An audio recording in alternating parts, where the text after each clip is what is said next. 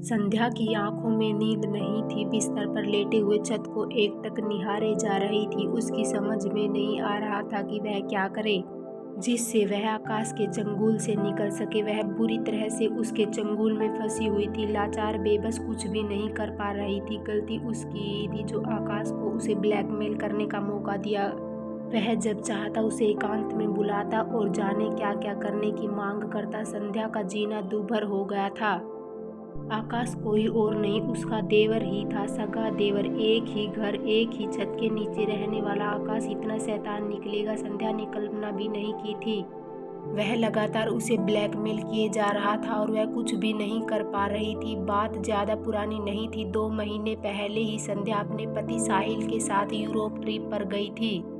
50 महिलाओं पुरुष का ग्रुप दिल्ली इंटरनेशनल एयरपोर्ट से रवाना हुआ। 15 दिनों की यात्रा से पूर्व सबका एक दूसरे से परिचय कराया गया। संध्या को उस ग्रुप में नवविवाहित रितु कुछ अलग ही नजर आई। उसे लगा रितु के विचार काफी उससे मिलते हैं। बात बात पर वह खिलखिलाकर हंसने वाली रितु से वह जल्द ही घुल मिल गई। रितु का पति प्रणव भी काफी विनोदी स्वभाव का था। हर बात को जोक से जोड़कर सबको हंसाने की आदत थी उसकी। एक तरह से रितु और प्रणव में सबको हंसाने की प्रतिस्पर्धा चलती थी। संध्या इस नवविवाहित जोड़े से खासी प्रभावित थी। संध्या और उसके पति साहिल के बीच वैसे तो सब कुछ सामान्य था, लेकिन जब भी वह रितु और प्रणव की जोड़ी को देखती आहें भर कर रह जाती। प्रणव के विपरीत साहिल गंभीर स्वभाव का इंसान था, जबकि संध्या साहिल से अलग खुले विचारों वाली थी। यूरोप यात्रा के दौरान ही संध्या, रितु और प्रणव इतना घुल मिल गए कि विभिन्न पर्यटन स्थलों में घूम आने के बाद भी होटल के रूम में खूब बातें करते, हंसी मजाक होता। साहिल संध्या का हाथ पकड़ खींच कर ले जाता। वह कहता कि चलो संध्या, बहुत देर हो गई, इन्हें भी आराम करने दो, हम भी सो जा लेते हैं। ग्रुप लीडर ने सुबह जल्दी उठने को बोला है, मगर संध्या को कहाँ चैन मिलता। वह अपने रूम में आकर भी मोबाइल पर शुरू हो जाती, व्हाट्सएप पर शुरू हो जाता रितु से जोक्स कमेंट्स भेजने का सिलसिला। रितु ने संध्या के फेसबुक पर फ्रेंड रिक्वेस्ट भेज डाली। संध्या ने तुरंत स्वीकार कर ली। दिन में जो फोटोग्राफी वे लोग करते उसे वे व्हाट्सएप पर एक दूसरे को भेजते। फोटो पर कमेंट्स भी चलते। रात को रितु और संध्या के बीच व्हाट्सएप पर घंटों बातें चलती, जोक से शुरू होकर समाज परिवार की बातें होती। धीरे धीरे यह सिलसिला व्यक्तिगत स्तर पर आ गया। एक दूसरे की पसंद रुचि से लेकर स्कूल कॉलेज की पढ़ाई, बचपन से बीते दिनों की बातें साझा करने लगी। एक रात रितु ने व्हाट्सएप पर संध्या के सामने दिल खोल कर रख दिया।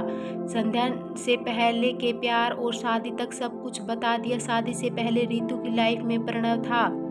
दोनों एक ही कॉलेज में पढ़ते थे। दोनों का परिवार अलग अलग धर्म और जाति का था। उनके प्यार में कुछ अड़चनें आई। शादी को लेकर दोनों परिवारों में तकरार हुई, पर आखिर रितु और प्रणव ने सूझबूझ दिखाते हुए अपने अपने परिवार को मना लिया। रितु और प्रणव की शादी हो गई। व्हाट्सएप पर रितु की लव स्टोरी पढ़कर संध्या के मन में हलचल पैदा हो गई। उसे अपना अतीत याद आ गया। उस रात उसका मन किया वह भी रितु को यह सब कुछ बता दे जो उसका अतीत है, लेकिन वह हिम्मत नहीं कर पाई कि पता नहीं रितु क्या सोचेगी। वह उसके बारे में न जाने क्या धारणा बना ले। अजीब सी हलचल मन में लिए संध्या सो गई। अगली रात संध्या अपने आप को रोक नहीं पाई। रोज की तरह व्हाट्सएप पर बातों का सिलसिला चल ही रहा था कि मौका देखकर संध्या ने लिख डाला कि मेरा भी एक अतीत है रितु, मैं भी किसी से प्यार करती थी, पर वह प्यार मुझे नहीं मिल सका। रितु ने आश्चर्य वाला स्माइली भेजा और लिखा कि बताओ कौन था वह, क्या लव स्टोरी है तुम्हारी। फिर संध्या ने रितु को अपनी लव स्टोरी बताने का सिलसिला शुरू कर दिया। वह मेरे कॉलेज में ही था, उसका नाम संजय था। हम दोनों एक दूसरे से बहुत प्यार करते थे। हर 1-2 घंटे में मोबाइल पर हमारी बातें नहीं होती तो लगता बहुत कुछ अधूरा है लाइफ में। दोनों में खूब बातें होती और तकरार भी। दुनिया से बेखबर हम अपने प्यार की दुनिया में खोए रहते। हमारा प्यार सारी हदें पार कर गया था। विश्वास था कि घर वाले हमारी शादी को राजी हो जाएंगे। इसी विश्वास को लेकर हमने खुद को संजय को सौंप दिया। संध्या ने रितु को व्हाट्सएप पर आगे लिखा, उस दिन पापा ने मुझसे कहा कि बेटी तुम्हारी पढ़ाई पूरी हो चुकी है, हम चाहते हैं कि अब अच्छा सा लड़का देखकर तुम्हारी शादी कर दे। मैं एकाएक पापा से कुछ नहीं बोल पाई, बस इतना ही कहा कि पापा मुझे नहीं करनी शादी, अभी मेरी उम्र ही क्या हुई है। इस पर पापा ने कहा कि उम्र और क्या होगी, 25 साल की तो हो चुकी हो, जब मैंने कहा कि नहीं पापा मुझे नहीं करनी शादी तो वे हंस पड़े।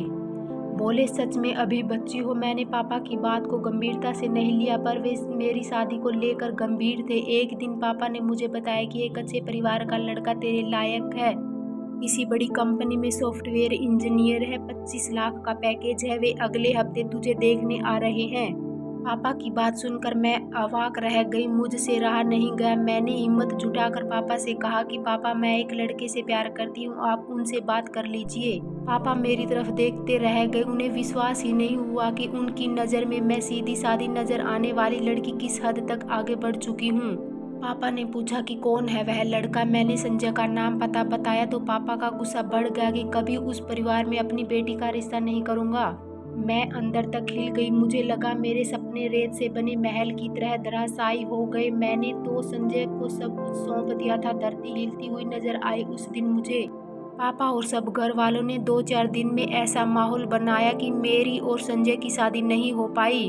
अगले हफ्ते ही साहिल और उसके घर वाले मुझे देखने आ गए, मुझे पसंद कर लिया गया, रिश्ता पक्का हो गया। पापा ने सख्त हिदायत दी कि संजय का जिक्र भूल कर भी कभी न करूं। इस तरह मेरी शादी साहिल से हो गई। मैं अतीत भूलकर अपना घर बसाने में लग गई। शादी को 2 साल हो गए हैं। संध्या ने रितु से व्हाट्सएप पर अपने अतीत की बातें शेयर की और संजय का वह फोटो भेजा जो उसने संजय के फेसबुक अकाउंट से डाउनलोड किया था।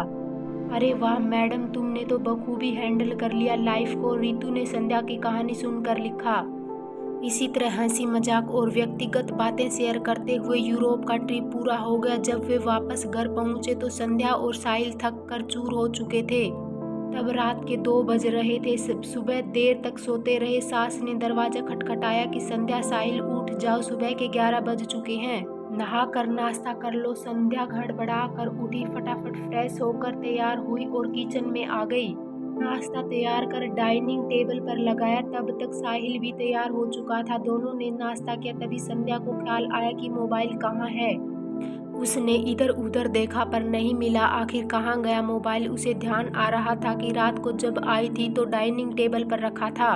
संध्या मैं ऑफिस जा रहा हूँ, आज बॉस आ रहे हैं, 3 बजे उनके साथ मीटिंग है, साहिल ने घर से निकलते हुए कहा। ठीक है।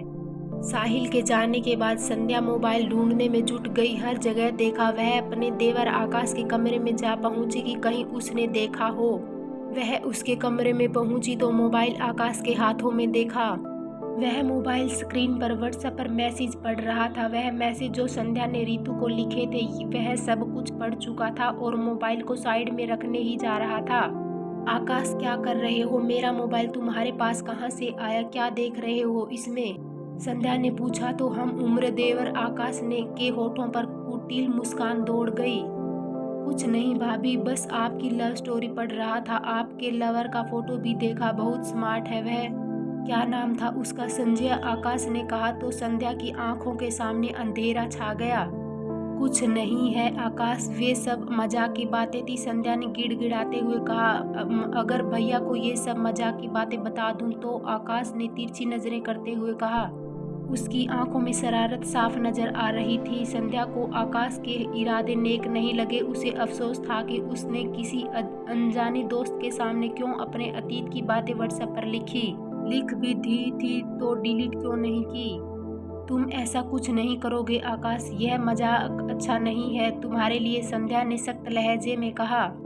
यह सुनकर आकाश अपनी औकात पर उतर आया। भाभी जान क्यों घबराती हो? ऐसा कुछ नहीं करूँगा, आप बस देवर को खुश कर दिया करो। संध्या गुस्सा पीते हुए बोली। मुझे क्या करना होगा? तुम क्या चाहते हो भाभी? इतना बताना पड़ेगा क्या आपको? आप शादीशुदा हैं, शादी से पहले भी आप काफी ज्ञान रखती थी, आकाश ने बेशर्मी से कहा।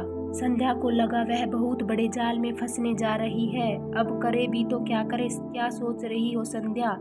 आकाश अचानक भाभी से संध्या के संबोधन पर उतर आया। मुझे सोचने का वक्त दो आकाश, संध्या ने कहा। ओके नो प्रॉब्लम, जैसा तुम्हें ठीक लगे, पर याद रखना मेरे पास बहुत कुछ है। भैया को पता चल गया तो धक्के मार कर घर से निकाल देंगे तुम्हें। पता है तुम किस हद तक नीचता कर सकते हो, संध्या ने रूखे स्वर में कहा। संध्या अब क्या करे, कैसे पीछा छुड़ाए आकाश से? वह देवर भाभी के रिश्ते को कलंकित करने पर उतारू था। वह जब भी मौका मिलता संध्या का रास्ता रोक कर खड़ा हो जाता कि क्या सोचा तुमने? आकाश मोबाइल पर संध्या को कॉल करता। कितने दिन हो गए, अभी तक सोचा नहीं क्या, क्यों तड़पा रही हो? संध्या पर आकाश लगातार दबाव बढ़ा रहा था। उसका जीना दूभर हो गया।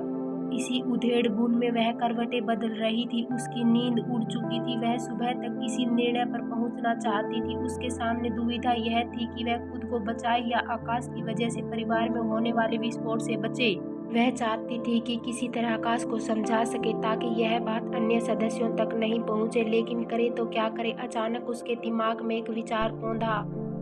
हाँ, यही ठीक रहेगा, उसने मन में ही सोचा और गहरी नींद में सो गई। अगले दिन संध्या ने घर का कामकाज निपटाया और अपनी सास से बोला, मम्मी जी मुझे मार्केट जाना है कुछ घर का सामान लाने। घंटे भर में वापस आ जाऊंगी। फिर संध्या जब घर लौटी तो उसके चेहरे पर चिंता की लकीरों के बजाय चमक थी। उसने पढ़ा था कि राक्षस को मारने के लिए मायावी होना ही पड़ता है। वह आकाश को भी उसी के हथियार से मारेगी, उसका सामना करेगी।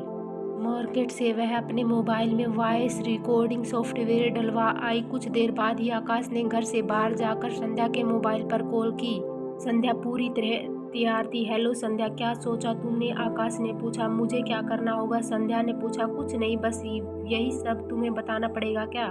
हाँ बताना पड़ेगा। मुझे क्या पता तुम क्या चाहते हो, तुम मेरे साथ। और फिर सब कुछ बताता चला गया। आकाश कब कहाँ क्या करना होगा। और अगर मैं मना कर दूं तो क्या करोगे? संध्या ने पूछा। कुछ नहीं, तुम्हारी लव स्टोरी सबको बता दूंगा। संध्या गुस्से से चिल्ला पड़ी। जाओ सबको बताओ, परंतु एक बात याद रखना, तुम जो मुझे ब्लैकमेल कर रहे हो, मैं इसकी शिकायत पुलिस में करूंगी। ऐसी हालत कर दूंगी कई जन्मों तक याद रखोगे। कैसे करोगे? क्या प्रूफ है तुम्हारे पास? आकाश ने कहा। घर आकर देख लेना। यहाँ कायरों की तरह घर से बाहर जाकर क्या बात कर रहे हो? संध्या का गुस्सा बढ़ता ही जा रहा था। शाम को आकाश घर आया। संध्या ने मौका मिलते ही धीमे से कहा, प्रूफ दूं या वैसे ही मान जाओगे? तुमने जो भी बातें की है वह सब मोबाइल में रिकॉर्ड है और इसकी सीडी अपने लॉकर में रख ली है। आकाश को विश्वास नहीं हो रहा था कि संध्या इस कदर पलटवार करेगी। वह चुपचाप अपने कमरे में खिसक गया। संध्या आज अपनी जीत पर प्रसन्न थी। व्हाट्सएप के जरिए जो मुसीबत उस पर आई थी वह उससे छुटकारा पा चुकी थी। कहानी अच्छी लगी तो कृपया लाइक और चैनल को सब्सक्राइब जरूर करें।